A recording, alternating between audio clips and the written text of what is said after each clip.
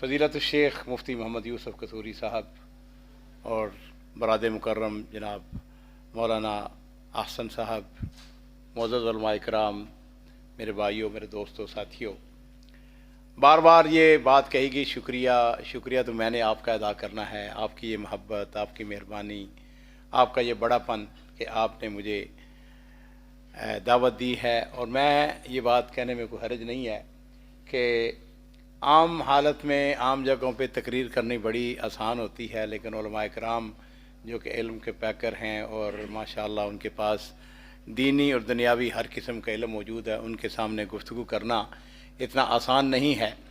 اور میں سچی بات یہ ہے کہ یہ سوچ رہا تھا کہ میں آج گفتگو کیا کروں گا، کیا باتیں سناؤں گا، کیا واقعات سناؤں گا، کیا چیزیں آپ کے سامنے رکھوں گا۔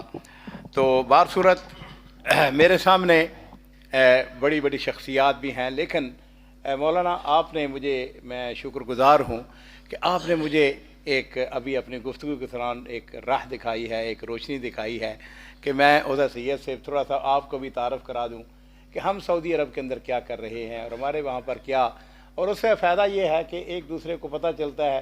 ورنہ جہاں تک واقعات کا تعلق ہے تو آپ کو پتہ ہے کہ میں نے بہت ساری کتابیں لکھی ہیں، ان کتابوں میں سے واقعات اکٹھے کرنا یا سنانا وہ ایک عام سی بات ہے۔ میں جس مجلس میں بیٹھتا ہوں ہاں جی وہ گفتگو، اور لیکن سعودی عرب کے اندر بعض شخصیات کا ذکر کرنا اس لیے ضروری ہے کہ وہ بلا شبہ، مثال کے طور پر شیخ ابن باز ہیں رحمہ اللہ، یعنی یہ وہ عظیم شخصیات ہیں۔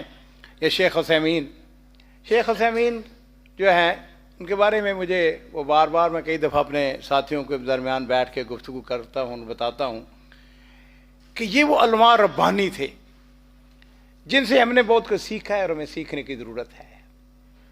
ہمارا ایک جو ہمارا مین ہے جس کو ہم بڑا چاچا بھی کہتے ہیں، شیخ عبداللہ معتاز حافظہ اللہ، بہت عظیم شخصیت ہیں۔ اللہ ہی جانتا ہے کہ انہوں نے کتنے دنیا بھر میں مساجد، مدارس اور بڑے بڑے کام کیے انہوں نے۔ تو ان کے ایک دوست ہیں جن کا نام ہے شیخ عبداللہ جلالی، کچھ مہینے پہلے ہی ان کی وفات ہوئی ہے۔ یہ شیخ عثیمین کے رشتہ دار تھے، شیخ عبداللہ جلالی، اور قسیم کے امیر ترین لوگوں میں سے، اس اعتبار سے کہ ان کا عقار کا بزنس تھا۔ تو ایک دن شیخ عثیمین کے پاس آئے اور آ کے شیخ عثیمین کو کہنے لگے کہ شیخ ایسا ہے کہ ایک زمین کا ٹکڑا ہے، بک رہا ہے، تو جو خریدار، جو بیچنے والا ہے، اس کی شاید ضرورت ہے، تو بہرحال وہ بڑا سستا بیچ رہا ہے، تو میرا آپ کو یہ مشورہ ہے کہ آپ اس کو خرید لیں۔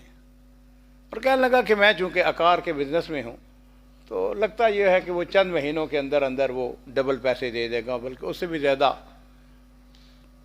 تو شیخ نے اس کی بات سننے کے بعد کہنے لگا اچھا ایسا ہے کہ میں استخارہ کرتا ہوں اور پھر میں آپ کو بتاتا ہوں۔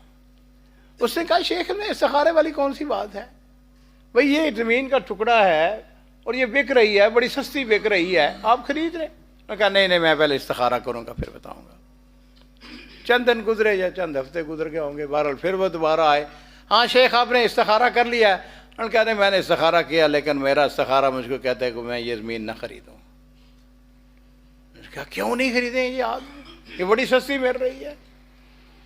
کہنے لگے اصل میں بات یہ ہے کہ میں اس وقت بچوں کو پڑھاتا ہوں، علمی کاموں کے اندر مشہور رہتا ہوں، مجھے ڈر یہ ہے کہ میں نے اگر یہ زمین خرید لی تو میں دنیا داری کے اندر پڑ جاؤں گا، اور پھر مجھے ہر وقت یہی ہوگا کہ میں نے پیسہ کہاں سے کمانا ہے اور کہاں میں نے جمع کرنا ہے، کہاں رکھنا ہے اس کو، اس لیے میرا استخارہ مجھ کو یہ کہتا ہے یہ زمین نہیں خریدوں گا۔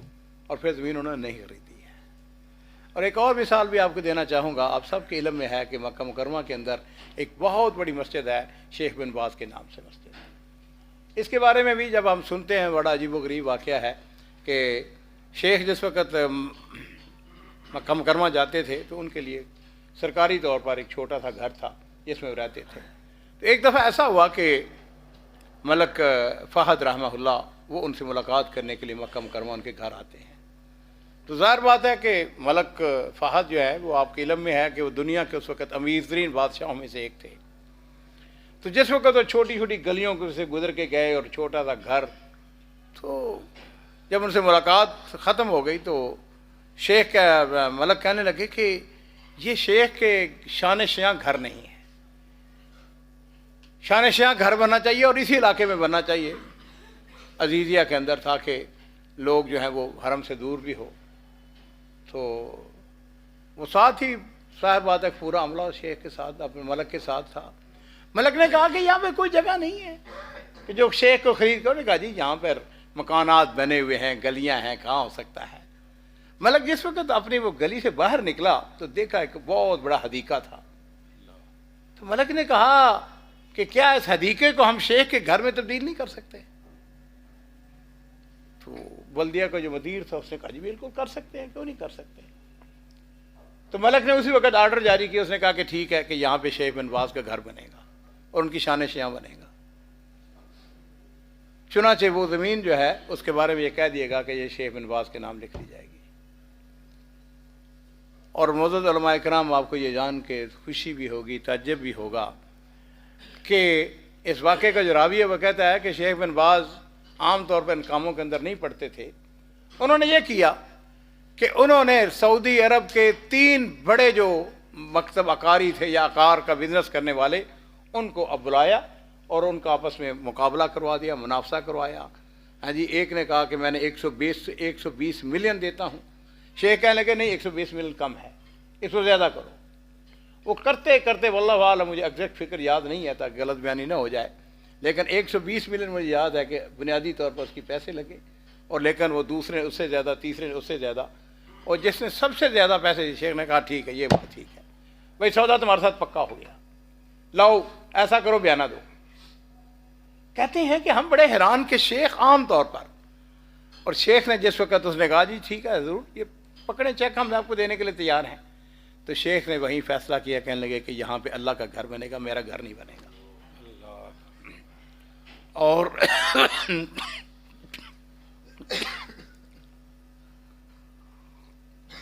میں نے اس مسجد کے اندر نماز پڑھی ہے، بلا شبہ بہت ہی بڑی مسجد، ایک ہے چھوٹی مسجد، بہت بڑی مسجد ہے. تو اصل میں بات یہ ہے کہ ہم علماء کرام جو ہیں ایسی شخصیات سے متاثر بھی ہیں، اور یقیناً ہم نے ان سے بہت کچھ سیکھا بھی ہے اور سیکھنا بھی کی ضرورت بھی ہے. تو میں 1-2 مثالیں آپ کو دینا اس لیے چاہتا تھا